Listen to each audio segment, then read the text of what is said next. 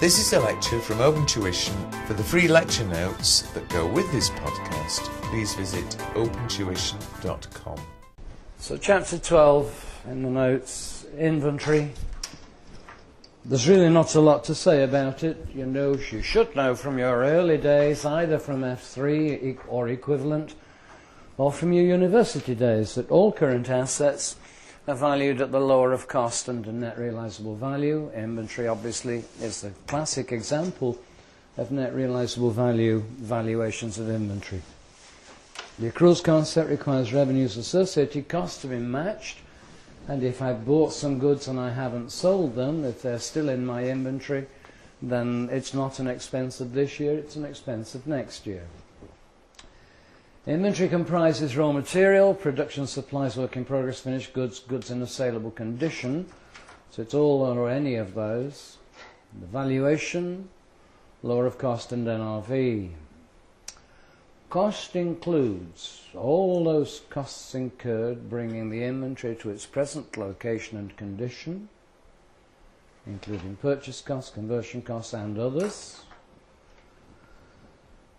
And in determining inventory value, we do it on a line-by-line basis. So if we have a line of inventory which is no longer fashionable or it's technologically obsolete, then we would value that at net realizable value.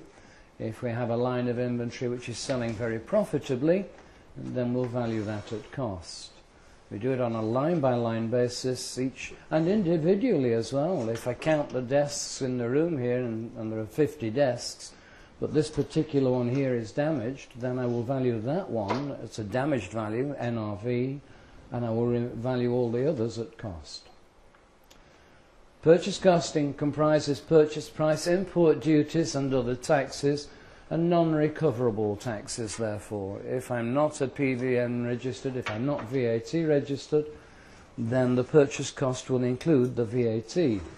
But if I am VAT registered, then the purchase cost will exclude the VAT. Carriage inwards, bringing the inventory to its current location and condition. But we exclude discounts, rebates. A rebate is a refund of part of the purchase price. It's like a discount. It's another word really for a discount. And other similar deductions. We do not include or take into account trade discounts. A trade discount is an automatic reduction from the selling price by the seller. So if he gives me a 10% trade discount on goods costing $100 to you, because I'm in the business, he may give me a trade discount and will only invoice me then at $100 minus 10%. He would only invoice me $90. If he offers also a cash discount, because I pay quickly, then the cash discount is a finance income. It's a reward for paying quickly and has no effect on the value of the purchase. Its only effect is to make me pay less than I would otherwise have to do.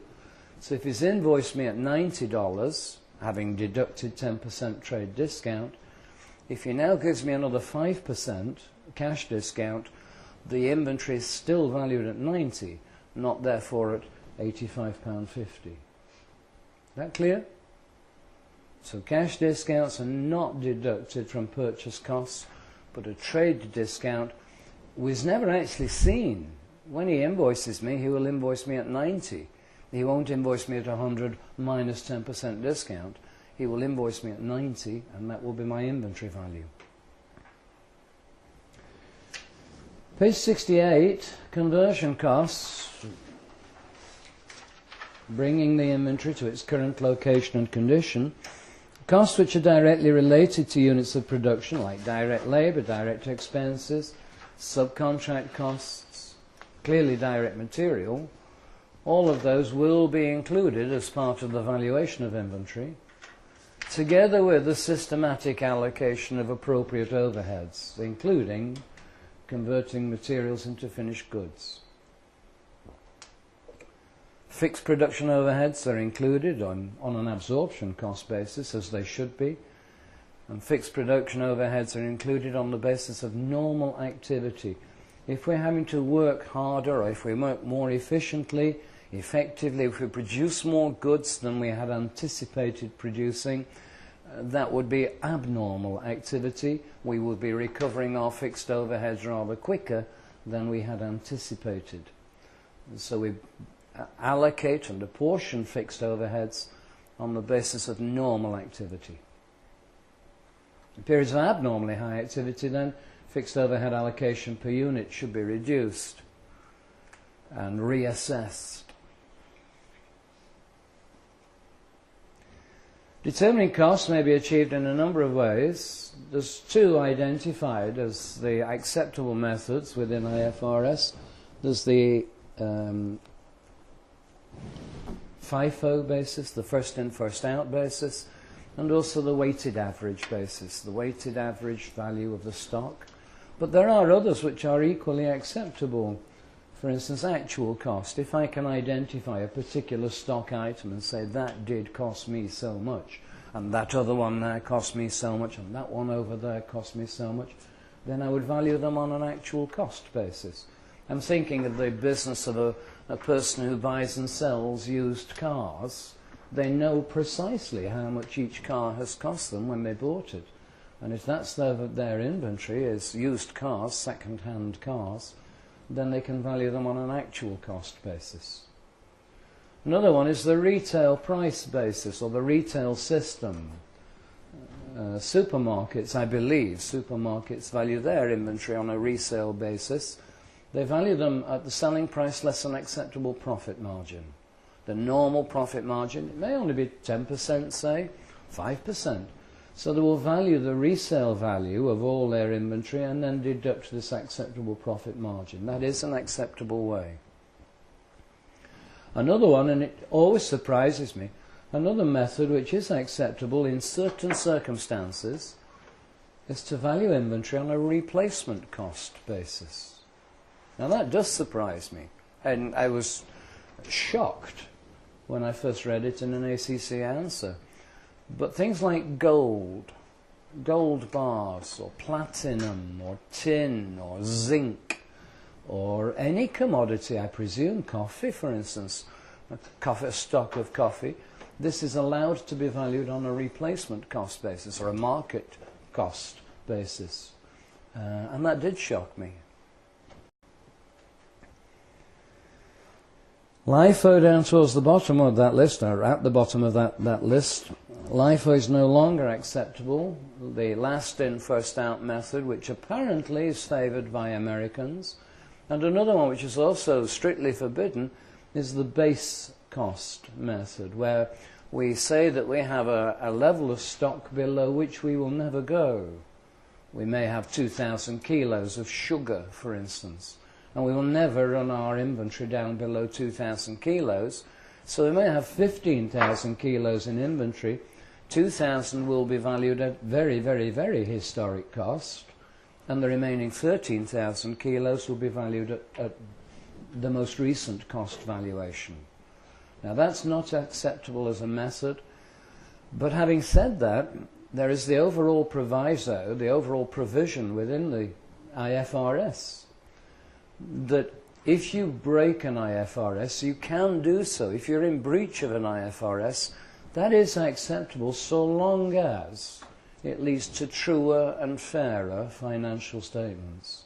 So the ultimate objective is to get true and fair, and if it's truer and fairer, to use base cost or LIFO, even though you're in breach of an IFRS, it would still be acceptable. The auditors would mention it, the company would mention it, the company would say we've applied LIFO or we've applied base cost method of valuing inventory because this, in our view, gives a truer and fairer view. And the auditors may actually draw attention to this within their audit report. But it is acceptable if it leads to a truer and fairer view. NRV may be less than cost in a number of possible situations. Increase in costs or decrease in selling price could lead to the fact that our NRV is lower than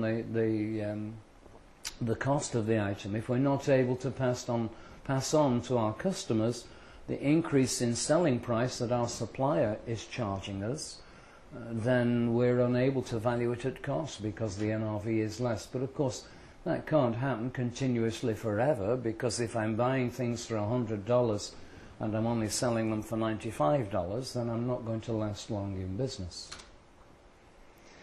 If inventory is no longer in its best physical condition, or if finished inventory is now technically obsolete or out of fashion, or the wrong colour, or found to be dangerous, or even now banned by law, for instance. We had a situation in the UK where a children's toy was banned by law because it was dangerous and was threatening the lives of children. So the person that had manufactured 500,000 of this new toy then discovered that they got 500,000 items of inventory that they were no longer able to sell. It was against the law. So NRV could be less than cost in these situations. Errors made in purchasing or production could give rise again to NRV being less than cost. Disclosure.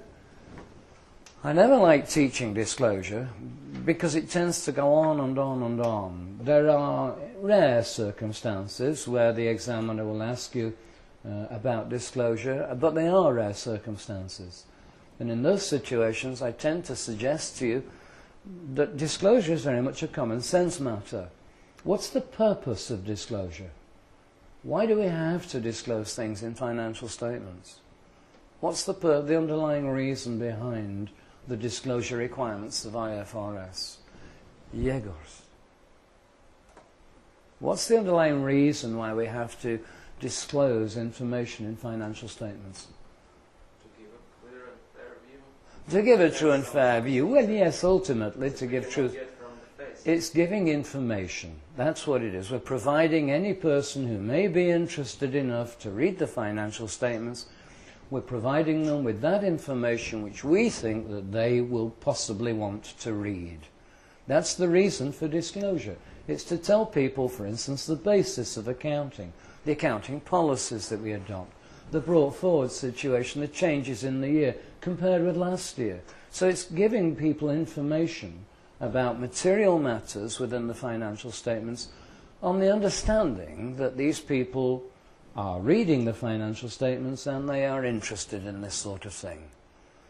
So it comes down to a matter of common sense. There are some technical bits within disclosure which are more than common sense, but most of it is a common sense requirement. Down here then, the accounting policy which we've adopted to measure inventory, including any cost formulae, the total carrying amount, appropriately classified into raw materials, work in progress, finished goods in a state for resale, the amount of inventory which is held at NRV, and the amounts of any reversals of previous write-downs. That's an unusual thing. If you've written inventory down because it's no longer, or you feel that it is not saleable at cost, it's saleable below cost, if we're now reversing that, then this needs to be disclosed if it's material. And the carrying amount of any inventory which is promised as security for loans. There was a legal case a long time ago in the UK. It was called the Ramalpa case, and it meant the features of the case were something new in UK, that a Belgian supplier, a Dutch supplier, was supplying raw material, raw aluminium, and was retaining title to that raw aluminium until the debt was cleared, until the buyer, Ramalpa, had paid off the debt. And Ramalpa went into liquidation, and along come these Dutch people and say, all this aluminium that is now in the possession of Ramalpa is in fact our inventory because we have retained title to it. We've retained ownership until the time that the debt is paid. This was totally new in the UK at the time that the Ramalpa case came to court. And the court said, yeah, if you buy inventory, if you buy purchases where the supplier retains title to those goods, retains ownership, even though not possession, until the debt is paid, then they have retained ownership. And all that inventory which you thought was yours actually needs to be given back to the supplier. That's unusual, but it does actually cause us another problem, because as auditors, when you attend an inventory count, And the client says all of this inventory is subject to reservation of title. All our inventory is claimable back by our suppliers. If we don't pay the debt, then whose inventory is it? Does the inventory still remain? Does the ownership still remain with the supplier? Or is it in fact our inventory, but it may need to be returned? Whose inventory is it? Ginter?